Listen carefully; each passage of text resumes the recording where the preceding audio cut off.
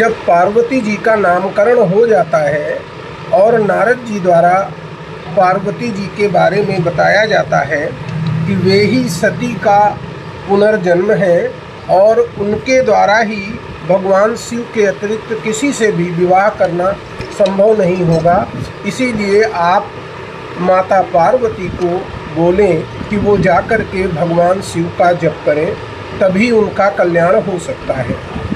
इसी अवस्था का वर्णन आज हिमालय और मैना की बातचीत के दौरान होगा। आप जानेंगे कि क्या बातचीत मैना और हिमालय के बीच में होती है अपनी पुत्री पार्वती को समझाने के लिए कि वो जाकर के तप करे। तो आज का अध्याय आप सुन रहे हैं रुद्र संहिता भाग 3 का अध्याय 8, हिमालय और मैना की बातचीत। एक दिवस मैना ने बोला, प्राणनाथ नारद आए थे, पार्वती का ब्याह कराओ शिव से ये बतलाए थे। पति पत्नी हिमालय और मैना आपस में बातचीत कह रही हैं कि एक बार नारद जी ने जो बताया था कि इसका शिव के संग विवाह करा दो, यही एकमात्र विकल्प है। तो ऐसी अवस्था का जिक्र हो रहा है। पार्वती अब बड़ी हो रही, उनका ब्याह कराना है, वर कोई ढूंढो सुंदर सा, कुल उज्ज्वल ही लाना है। तो अब पार्वती जी के ब्याह का समय आ रहा है, इसीलिए कोई वर ढूंढना शुरू करना चाहिए जो कि उज्ज्वल कुल से हो। पुत्री को सुख मिले करूं मैं, वही हृदय में ठाना है, वो मेरी प्राणों से प्यारी, शिव से नहीं बिहाना है। मेरी पुत्री को सुख प्राप्त हो, मैं तो केवल वही करूंगी, मुझे शिव के साथ अपनी पुत्री का विवाह नहीं करना है। मैना ने अपने पति को स्पष्ट कर दिया। सुना हिमालय ने जब ये सब मैना को समझाया था, नारद वचन नहीं मिथ्या हो सकता ये बतलाया था। हिमालय ने जब अपनी पत्नी मैना की ये बात दो टूक सुनी कि उसे किसी भी कीमत पर अपनी पुत्री का ब्याह शिव शंकर से नहीं करना है, उसे तो उत्तम कुल का बालक ही चाहिए, तो हिमालय कहते हैं, हे मैना, नारद कभी झूठ नहीं बोलते। ऐसा लगता है कि वो झूठ बोलते हैं, परंतु वास्तव में वो कभी झूठ नहीं बोलते। इसीलिए उनका वचन सत्य होगा, ये आपको मान लेना चाहिए। नारद देव ऋषि है कतिपय, झूठ नहीं कह सकते हैं, शिव ही होंगे पार्वती पति, ऋषिवर ऐसा कहते हैं। नारद ऋषि हैं, झूठ बोलना उनका स्वभाव नहीं है, शिव ही पार्वती के पति होंगे। ऋषिवर ने यदि ऐसा कहा है तो उनकी बातों पर मैना तुम पूरा ही विश्वास रखो, जो विधि का लेखा होगा अच्छा होगा, ये आस रखो। इसीलिए हमें नारद जी की बातों पर विश्वास कर लेना चाहिए। जो भी ब्रह्मा जी ने लिखा है वो अच्छा ही होगा, इसी की उम्मीद में हमें अपनी पुत्री का विवाह शिव जी से ही करना चाहिए। जाओ पार्वती को बोलो, करे तपस्या शिव शंकर की, तभी बात बन सकती है जब हो प्रसन्न भोले शंकर जी।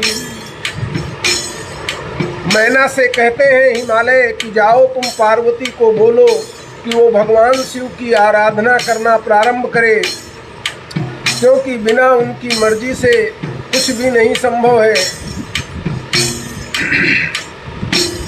मैना जाती है और पार्वती से बड़े प्रेम से कहती है कि तुम जाकर तपस्या करो भगवान भोले शंकर की। मैना हुई प्रसन्न और फिर कहा पार्वती से जाकर, बड़े प्रेम से फिर बोली वो करो तपस्या शिव की जाकर। इस प्रकार माता मैना माँ जगदम्बा को समझाती हैं कि तुम्हारा विवाह भगवान शिव से नारद जी के कथनानुसार निश्चित किया गया है। यद्यपि मेरी भावना ऐसी नहीं है, मैं किसी कुलीन व्यक्ति से ही तुम्हारा विवाह कराना चाहती थी, परंतु यह बात भी सत्य है, तुम्हारे पिता द्वारा मुझे बताया गया कि नारद असत्य भाषण नहीं करते, इसीलिए अब हमारे पास उनकी बात मानने के अतिरिक्त और कोई विकल्प नहीं है। तुम जाओ और जाकर के शिव का आराधन शुरू करो, ताकि तुम्हें शिव शंकर प्रसन्न होकर पति के रूप में प्राप्त हो सकें। जैसा कि आप जानते हैं, ज्योतिर्लिंग शिव मठ एक भगवान शिव के पूजन अर्चन का केंद्र है और यह सदैव से यही चाहता है कि भगवान शिव के भक्त प्रातःकाल की शुरुआत भगवान की शिव पुराण से करें। नवधा भक्ति में भी श्रवण को सर्वोत्तम माना गया है। जब तक आप भगवान की बातें सुनेंगे नहीं, आपको उनके बारे में ज्ञान होने का कोई सवाल ही नहीं उठता।